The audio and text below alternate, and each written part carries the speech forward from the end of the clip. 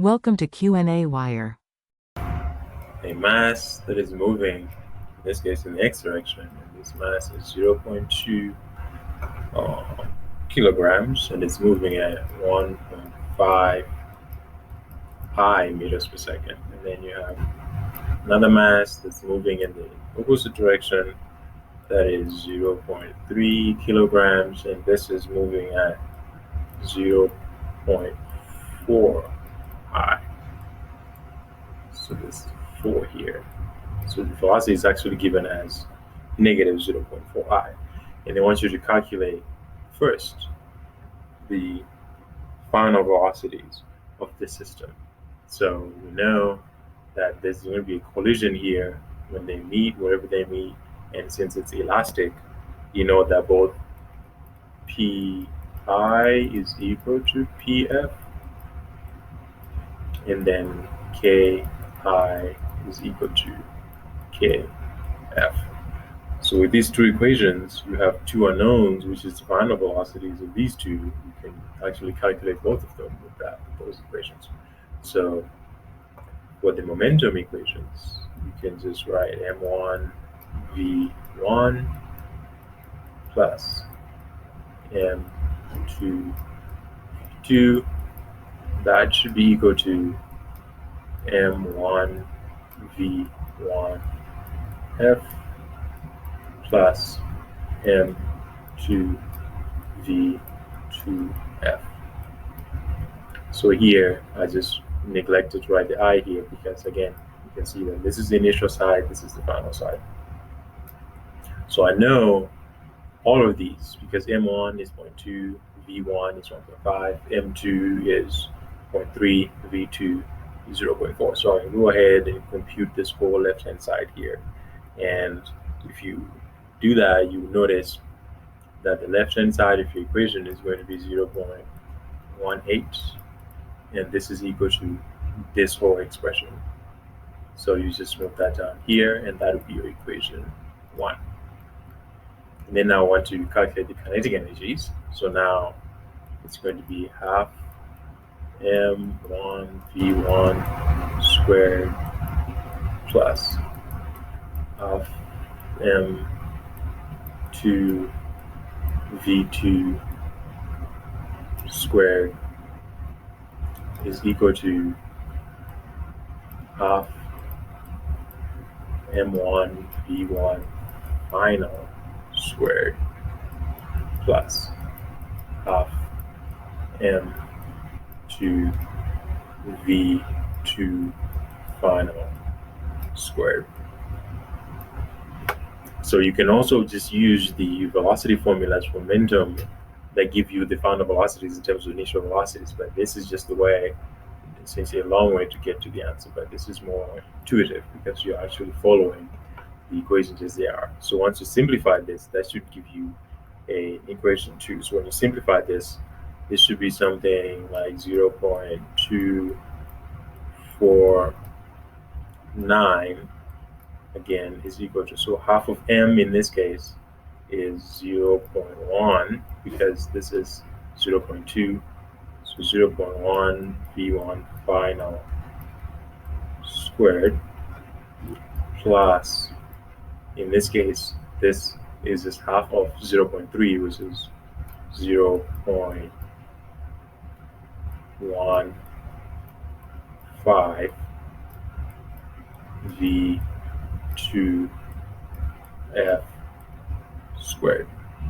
So now you have your equation 2 and your equation 1. So notice that v2f here is going to be negative. So this sign is going to change to a negative sign here because this is in the opposite. No, not this one. So we've already taken into account the negative sign here. Okay, so that's fine. So this is going to stay positive, and then just move the expression as it is down here. So now you have simultaneous equations in terms of v1f and v2f, and v1f squared and v2f squared. So you can, the way to solve this is, again, you just make v1 up here the subject, express v2 in terms of v1 and solve it, or you can just find your favorite simultaneous equation solver to solve these two equations. So you solve both of them at the same time. You will find that V1F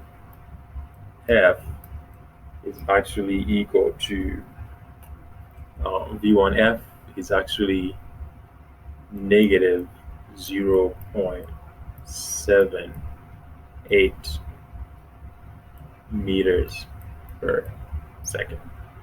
And then V2F is actually 1.12 again meters per second.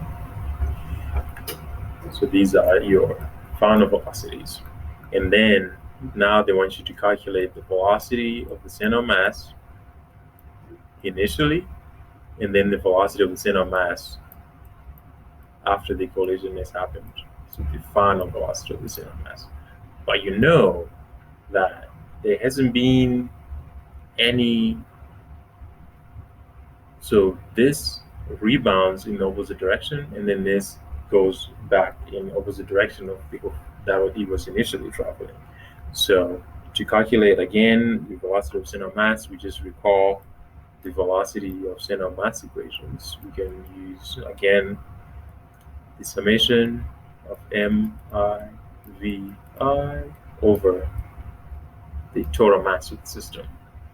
So we know the velocities now, and we know the masses. So this is going to be initially. So let's start with the initial.